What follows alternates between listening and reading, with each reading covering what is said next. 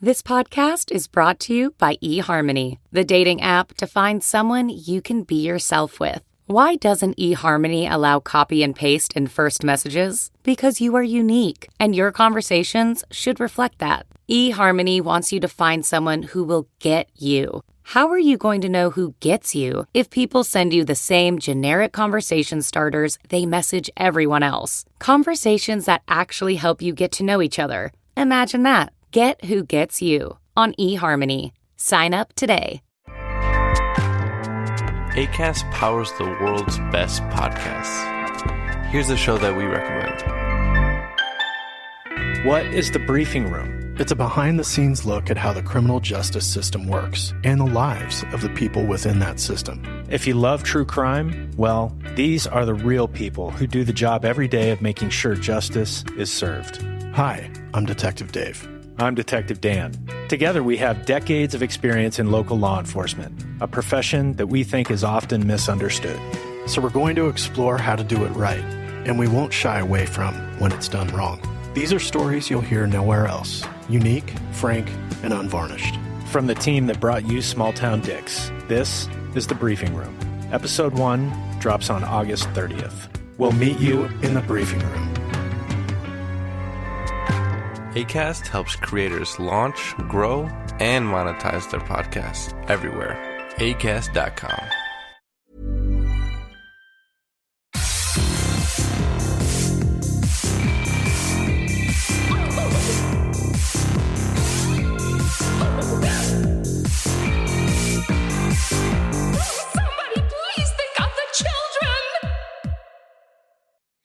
And welcome back to Little Cuts, our weekly mini-sode where we dig into the things that we've been watching recently. I'm Terry.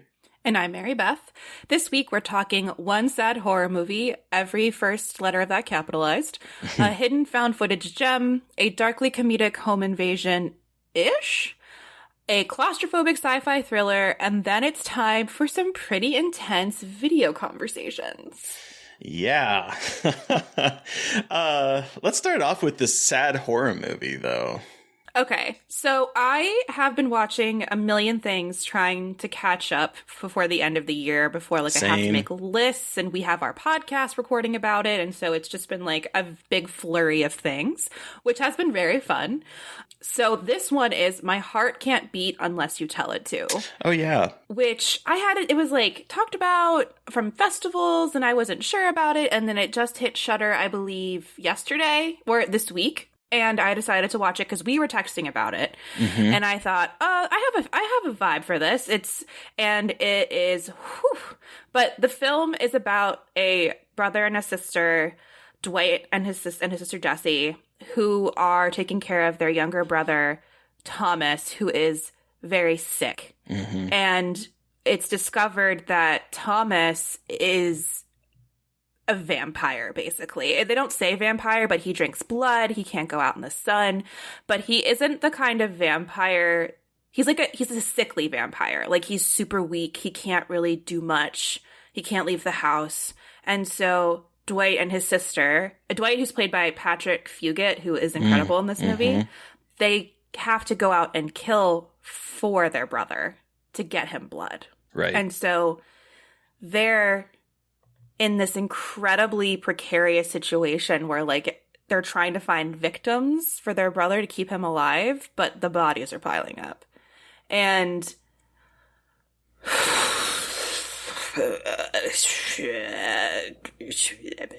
wow. It's heavy, right? Heavy. I don't know what I expected in terms of how well made it was, like how well made it is and how well acted and how just dark and sad it is. But, like, it's incredibly heartbreaking, and it definitely hits you if you have a family member who has a pretty bad illness and you're helping caretake. It's very much that. So if that's something that triggers you, like, do not watch this movie. But don't watch the movie. Or if you do, just be warned. But it's beautifully done. It's just really heartbreaking. I don't want to give too much away because a lot of it has to do with, like, the power of the performances and, like, the emotions between the three of them. But, like, the three main actors give such incredible performances, and it's just, like, a lot of very sad looks at each other. Mm-hmm. And it's a lot, but it's really fucking good. And it's on Shudder right now. Yeah, I need to revisit that one. I saw it at some festival, and it was like sandwiched between a lot of movies that felt very similar in that they were kind of the slow burn, depressing type of movie, and it kind of got lost in the shuffle for me. So I think with some like space from it and not like binge watching a million movies at once, maybe I should go back and give it another shot, because I keep hearing really good things. I would. I definitely seems like the kind of film that would get lost in a festival shuffle a little bit, just because it is so like tonally different. But you should definitely revisit it. It's worth it. It's very good and sad. Your girl cry probably, or at least just feel very down after you. I remember being pretty down by the end of it. Great. Okay. Well, let's totally flip the script here. What is historically comedic home invasion ish? Okay, so I had put out there a tweet about movies that maybe I should watch before, compiling my end of the year list. Friend of the show and former guest Justin Ordell sent me a whole bunch of ones, and one of the ones that he sent me was this movie called The Trip. And I remember this movie popping up at, I think it was Fantastic Fest, and I wanted to watch it. I kept meaning to watch it. I kept wanting to watch it, and then I didn't, and then it went away.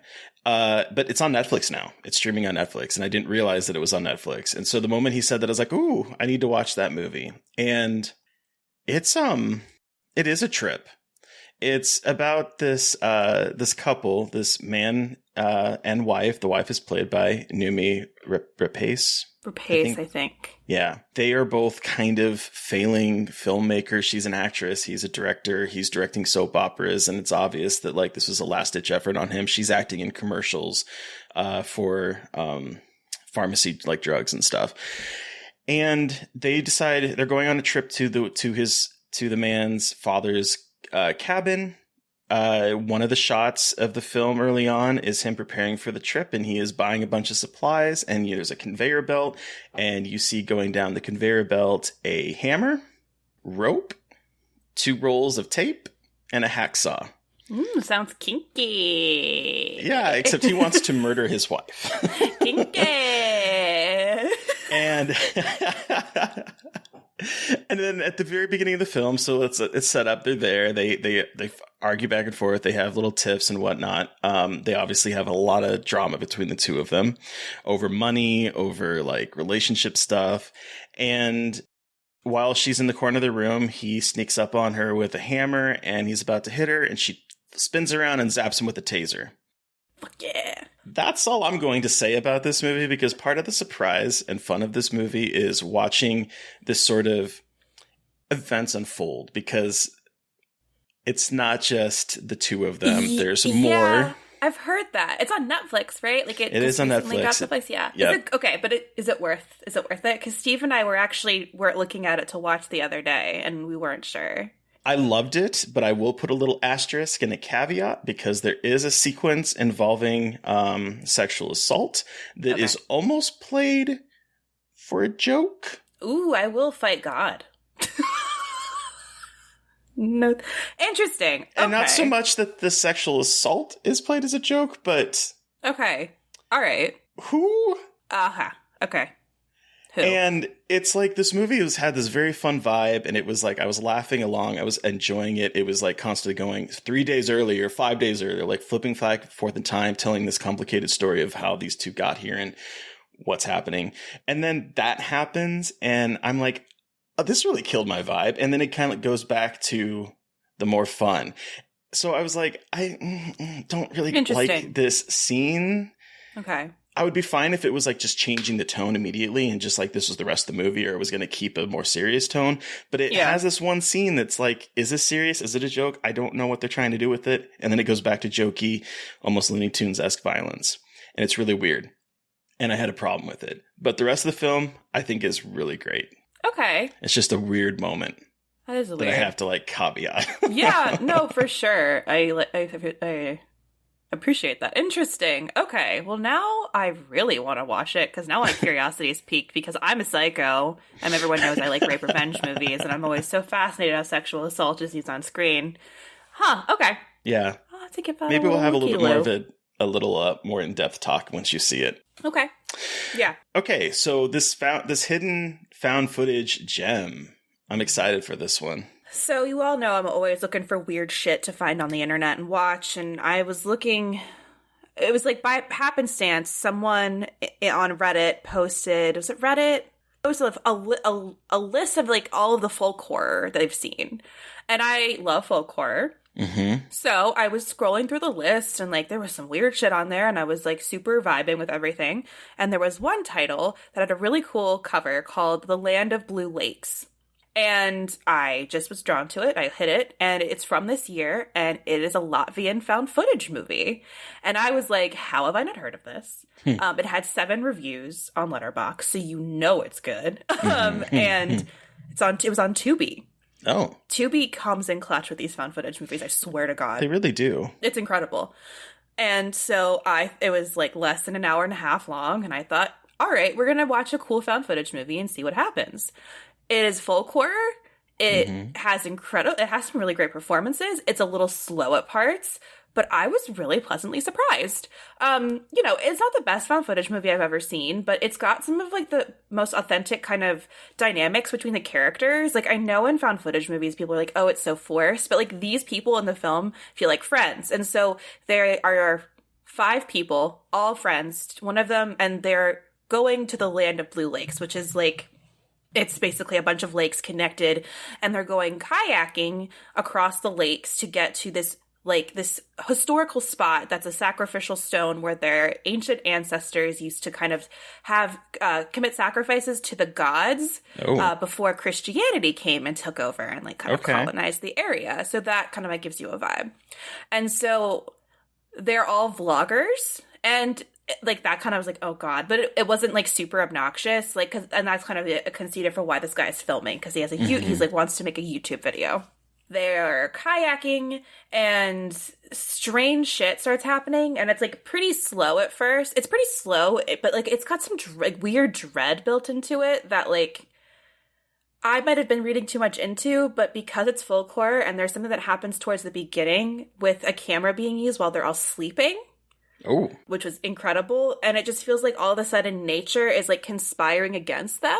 And it's all very subtle, like down trees in their path. And like it's played as, is this like something weird? Or is this just the way the world, like the nature, like it's the nature. I thought it was really neat. I think it's really cool to find these found footage gems that like, no, you wouldn't find anywhere else. Like, no one was talking about this. It's Latvian, which, like, what the fuck? You never would have expected that. Like, it's Latvian. It's in Russian, I think. And I think it's worth watching if you're a found footage person. I mean, I don't think it's going to be everyone's cup of tea because it has kind of the slow parts to it where it's just, like, people in a boat. But I still thought it was really great. And I thought some of the things that they did are really creepy. So it's on Tubi if you want to check it out. I highly recommend it. And it's from this year. So it's just a cool little thing that probably not many people have seen or heard about that I would love to get a little bit more exposure on. Yeah, I saw when you were like, you'd tweeted out about, were there any like found footage films that you'd missed? And I saw someone respond and he said, I'd already seen that. And I was like, ooh, I hope she talks about it. So I'm glad she did. But it's weird how those little, films can just sort of fall through the cracks almost. Yeah, and like, it's obviously a very low budget movie. And like, I bet they didn't have like any kind of PR or distribution or anything. So it's really cool to be like, I know Reddit's a cesspool, but all of social media is. And like, so our horror is a cool place to find these things. Like people are always posting recommendations or like their letterbox lists. And there's just like, I always find cool shit in those lists that are just like, I never would have seen it otherwise. So it's just kind of cool, like how word of mouth can spread this. Like I know from talking about some found footage movies I've seen, I've gotten more people to see them. And I'm like, that's so important for these filmmakers who wouldn't have any other chance. So I'm glad that I have like a mini platform that I can like talk about this stuff to, and hopefully a couple other people will watch it and it'll kind of spread out like that. So watch Land of Blue Lakes if you like found footage, guys. It's pretty cool.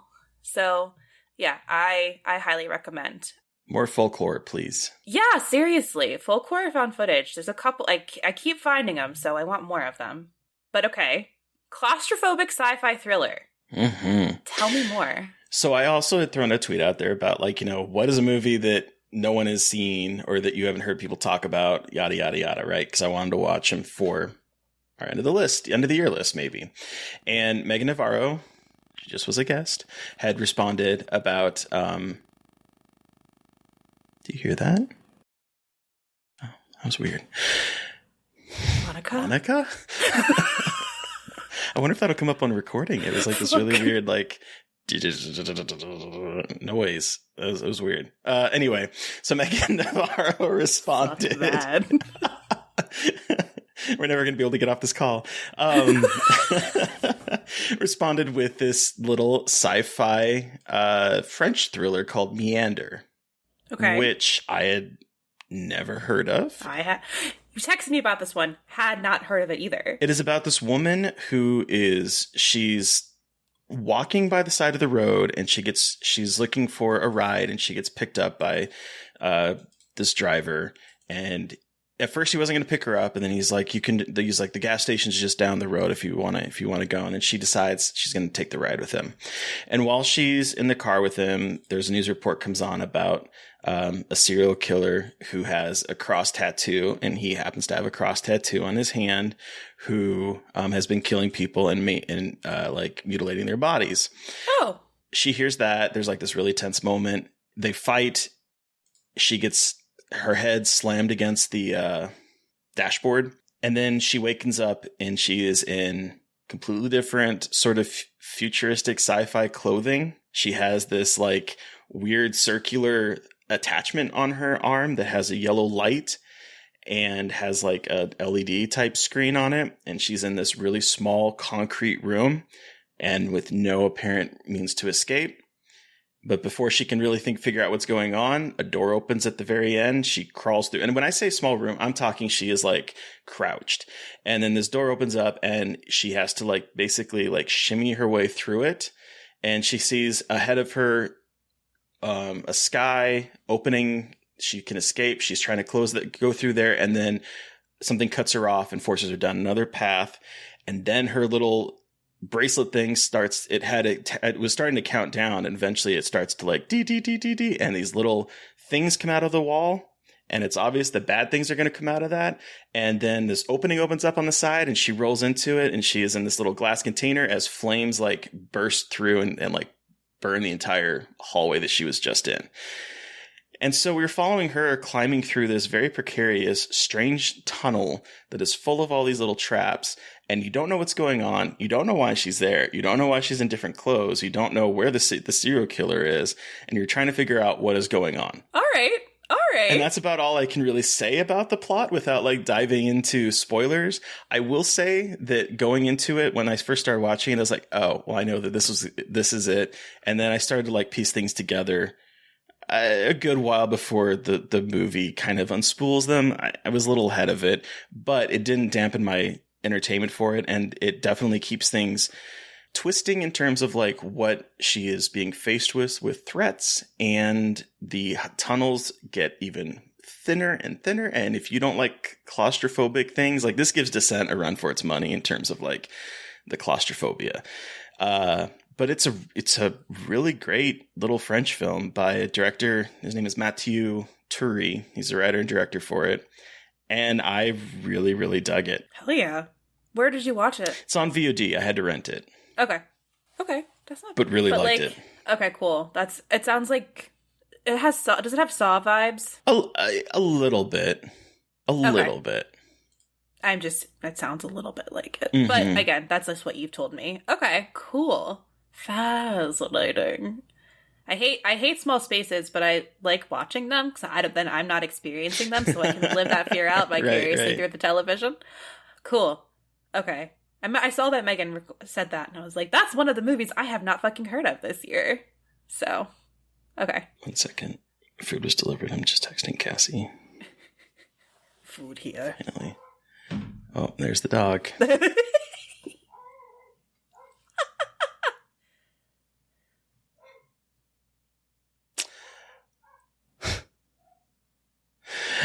All right. So it's time for some intense video conversations. It's time for some sex, for some lies, and some videotape, baby. Oh, yes, definitely some videotapes. What did you okay, so what is this movie about? And then what did you think of it? So, okay. This film from 1989, it is Steven Soderbergh's feature film directorial debut. And it is about a woman and her husband. Andie MacDowell and Peter Gallagher are in a pretty stale marriage. She doesn't really like having sex, and so, or with him at least, so he begins having an affair with her sister. Normal shit. And then his old friend comes to visit, who's played by James Spader, and he kind of brings in some complications to everything. And he himself he describes himself as impotent when around other people, and has a very particular fetish where he records women talking about their sexual experiences and then watches them for pleasure. Yeah. I'm curious what you thought of it. So I loved it, but it does not feel like an erotic thriller. You know what I mean? Like, at least compared to what we have been talking about, like, this was not like anything. Like, it was, I adored it, but there isn't a lot. They have sex in the title, but like there isn't a lot of sex in it. It's a lot of talking about sex.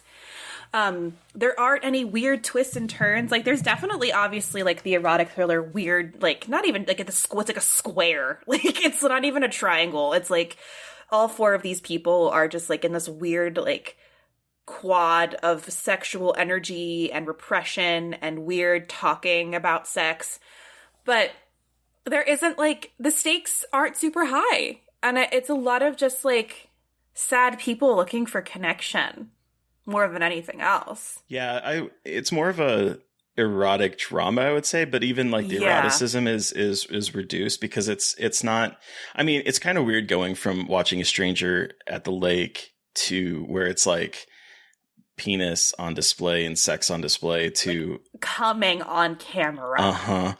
To this where it's all like more emotional, but like also erotic conversations about like sex. Yeah, it's like a lot of emotional intimacy, which I think is fascinating. And like, I think there's a lot of really weirdly sexual, sexy moments, like when they're chatting with each other and having these like very honest conversations with like practically strangers about their lives.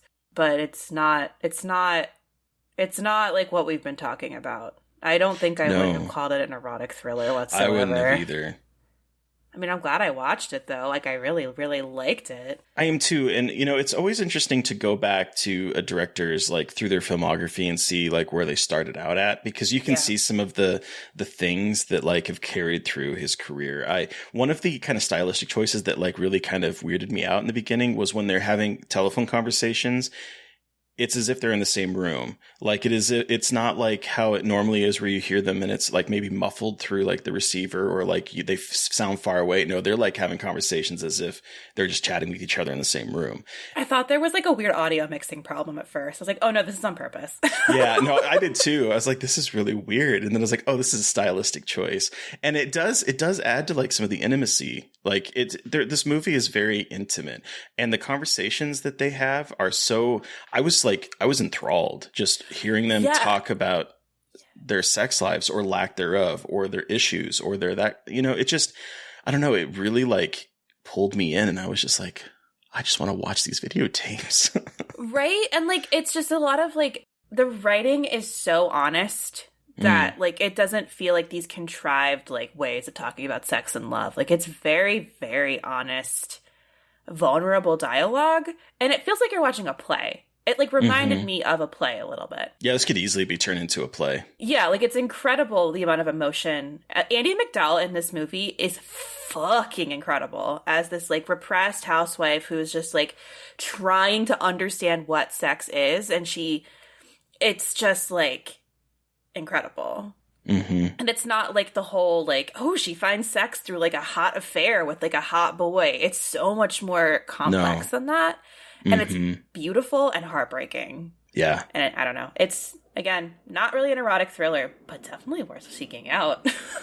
In some ways, I think it kind of takes the tropes of the erotic thriller and sort of turns them on their head in a way, because you would think when the friend of the husband enters the picture, and Graham, and he comes in and you kind of expect him to be sort of the bad guy, to be like, he's the person's going to be the interloper that's coming in and fucking things up. And while he kind of does that in a way, it's not in like a thriller sort of way. It's in more of a like more honest, down to earth, like these are real conversations that she's not been able to have with anyone else, and she's having them. And so it kind of plays with that trope a little bit, but there's nothing thriller about this movie, I would say. Yeah, like there isn't like this again, like the stakes aren't super high in the way that like the other ones that we've talked about have been with like murder. Right. And like survival. So check it out, but don't expect a thriller. More of a drama. Yeah. Yes, definitely. So I think we're going to go back to the real erotic weird thrillers next week. Terry, what are we watching? We are going to celebrate Christmas the only way we know how, and that is with, excuse me for a moment, Baby Did a Bad, Bad Thing. Baby Did a Bad, Bad Thing. We are talking Kubrick's last film, Eyes Wide Shut, which has the Chris Isaak song in it, if you haven't watched it, and is so incredibly sexy, that song. But anyway, that's what we're doing. I'm so stoked. I've never seen it, and I'm like so excited. I've been meaning to watch it, and now you're forcing me to watch it, and I'm very excited. And again, Merry Christmas, because this comes out on Christmas. That episode will come out on Christmas Eve, so got hot and horny for the holidays. Sorry, I said that. You heard it here first, folks. Hot and horny for the holidays. Woo!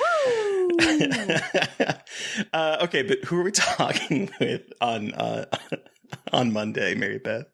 On Monday, we are chatting with the real queen of horror herself, Zena Dixon. Yeah. And she brought with her a wild-ass movie, 1988's Spellcaster. Holy shit, y'all. This movie. Bananas. Which I believe is also playing on Tubi, so yes. I think that's where I saw it. If you guys want to watch like a weird movie this weekend that just like you can watch when you're drinking, this is the one. Got the movie for you. Yep. Adult Willy Wonka is all we're going to say. Mm-hmm. So listeners, you've heard from us, but we want to hear from you. Did you watch something that we watched this week and have thoughts? Do you have suggestions for what we should be covering? Send us an email at scarredforlifepodcast@gmail.com or reach out to us directly on Twitter. I'm at MB McAndrews. And I'm at Gaily Dreadful. And of course, don't forget to follow the podcast on Twitter at Scarred Podcast. And please don't forget to review, rate, and subscribe. Thank you, Eric Power, for our artwork. Thank you, Sean Keller, for our music. Thanks, everyone, for listening. Please stay safe out there, but most importantly, stay creepy. And until next time.